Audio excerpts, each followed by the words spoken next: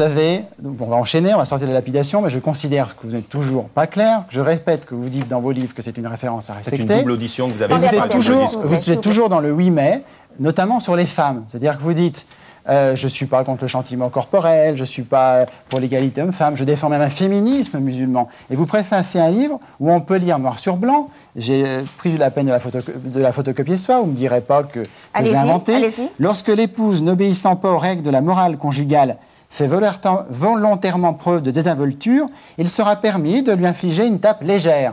Et vous dites, et l'auteur, ce que vous préfacez, c'est un bouquin préfacé par Tariq Ramadan, et elle enchaîne en disant, ça se comprend, parce que lors d'une scène conjugale, en général, les femmes sombrent dans l'hystérie. Continuez le paragraphe. Mais bien sûr, l'expression frappez-les signifie donner une tape légère. La fin du paragraphe où elle dit la violence domestique est interdite en islam. Mais c'est trop facile.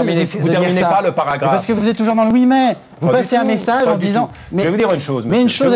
Attendez, monsieur Ramadan. C'est terminé. Vous avez lu l'exemple. Ce n'est pas permis de battre les femmes.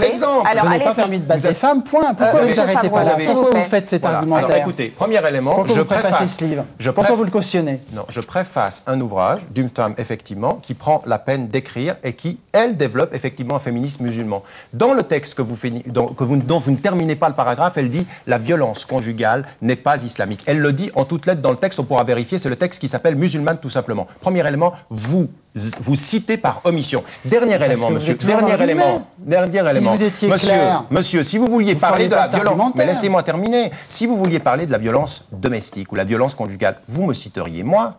Dans ce livre-là, dans tous mes ouvrages, la violence conjugale est interdite en islam. Rien ne peut la cautionner. Pourquoi vous Mais parce que je cautionne un livre que vous ne citez pas complètement, monsieur. Alors j'aimerais maintenant donner la parole à deux intellectuels suisses. J'aimerais donner la parole aux personnes que nous avons invitées. Tout d'abord, une ex-étudiante de Tariq Ramadan à l'Université de Fribourg, spécialiste de l'islam. Vous êtes doctorante à l'Université de Fribourg et à la Sorbonne, Madame Mallory Purdy. Vous, alors, vous défendez l'honnêteté intellectuelle de Tariq Ramadan, je crois que c'est cela? Oui, totalement.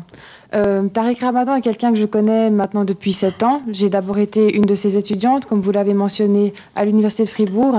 Et ensuite, nous avons été collaborateurs dans cette même Université de Fribourg. Et vraiment, que ce soit dans ses écrits ou dans ses cours, M. Ramadan tient systématiquement le même discours. C'est toujours ce discours de pont, de passerelle qu'il faut vraiment instauré entre l'Occident, l'Europe, la Suisse et l'islam. Et en fait, M. Ramadan constitue à lui-même ce pont.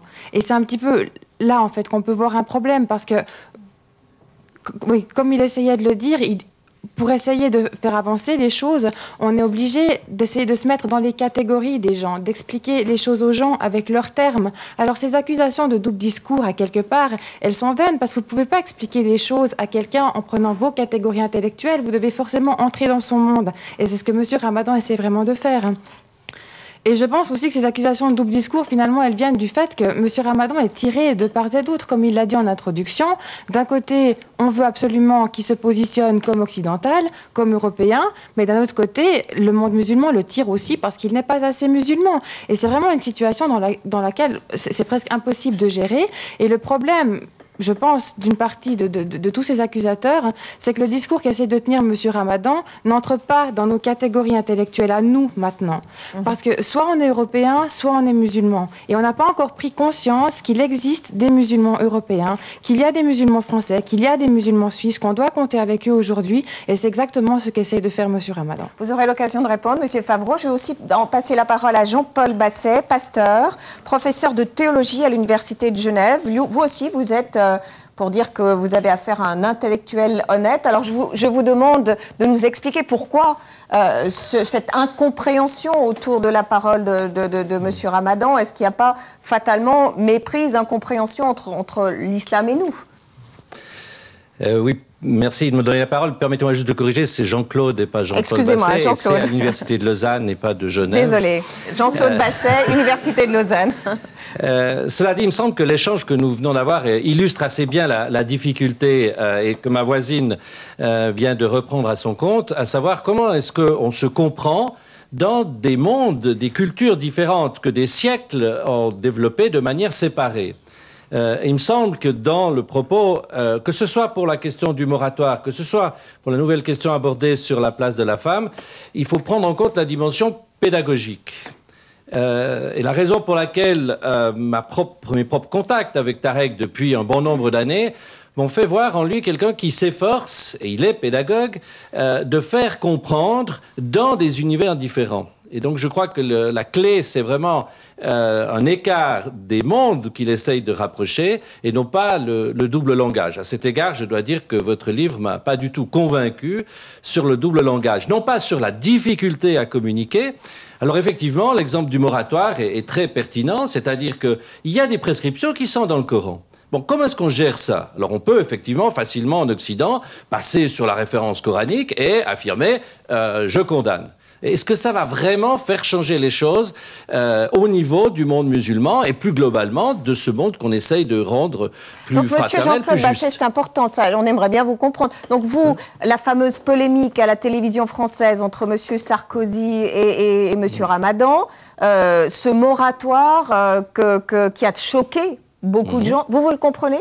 Alors, moratoire sur la lapidation? Effectivement, mais Tarek Ramadan vient de l'illustrer, à savoir que si on veut s'asseoir à une table, il faut arrêter. La première chose, c'est d'arrêter effectivement la lapidation. Le moratoire permet cette première étape et crée l'espace nécessaire pour instaurer un débat. Alors qu'une simple condamnation va faire plaisir au public français, mais ne va rien changer sur le fond.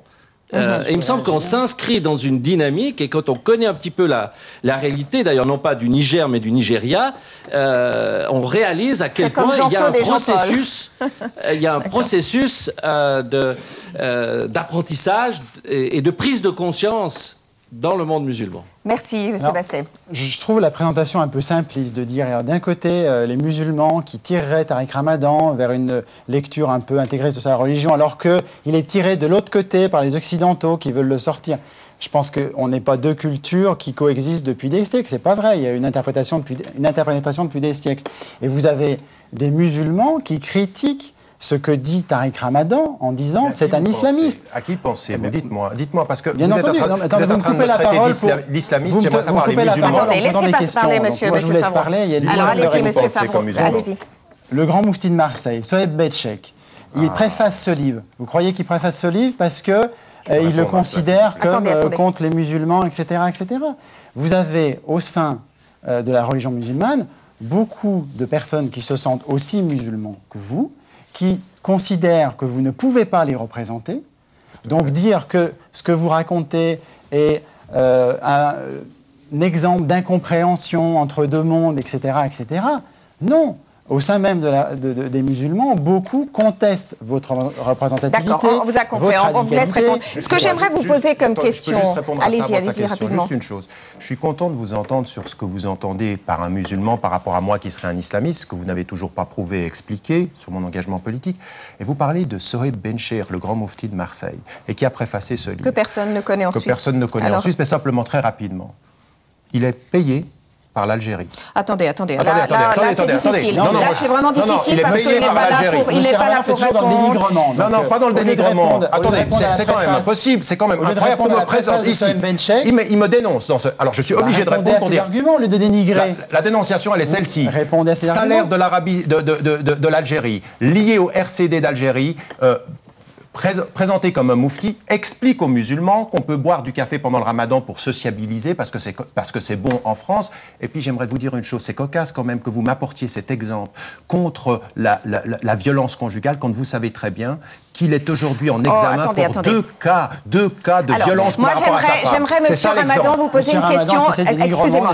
J'aimerais vous poser la vraie question, finalement, monsieur Ramadan. La vraie question l'exemple du musulman ne peut pas... La vraie question, monsieur Ramadan, la vraie question... Attendez. D'accord. La vraie question que soulèvent en fait toutes les polémiques autour de votre personne est celle de savoir... La question intéressante pour nous, finalement, c'est celle de savoir si on peut être aujourd'hui, et c'est une interrogation qu'ont beaucoup de gens en Europe et beaucoup de gens en Suisse, est-ce qu'on peut être aujourd'hui musulman, pratiquant avec votre lecture de l'islam, qui, disons, est, comment dirais-je, rigoriste, enfin, qui correspond enfin, qui est rigoriste, je ne trouve pas d'autre nom. Par exemple, une femme, pour vous, est plutôt voilée, par exemple, vous parlez souvent de pudeur, enfin, vous avez une lecture du Coran qui n'est pas celle de tous les musulmans de Suisse, par exemple. Est-ce qu'on peut être musulman pratiquant comme vous l'êtes et participer de plein droit à la vie sociale, être citoyen suisse, citoyen européen? Voilà la question de fond. Alors, que répondez-vous? Ma réponse fondamentale à ceci, c'est qu'aujourd'hui, en Europe, dans tous les pays européens, aux États-Unis, dans tout l'Occident, il n'y a absolument aucune contradiction entre le fait de vivre une vie de musulman pratiquant et les constitutions et le vivre ensemble. Ça, c'est ma thèse fondamentale. Ensuite,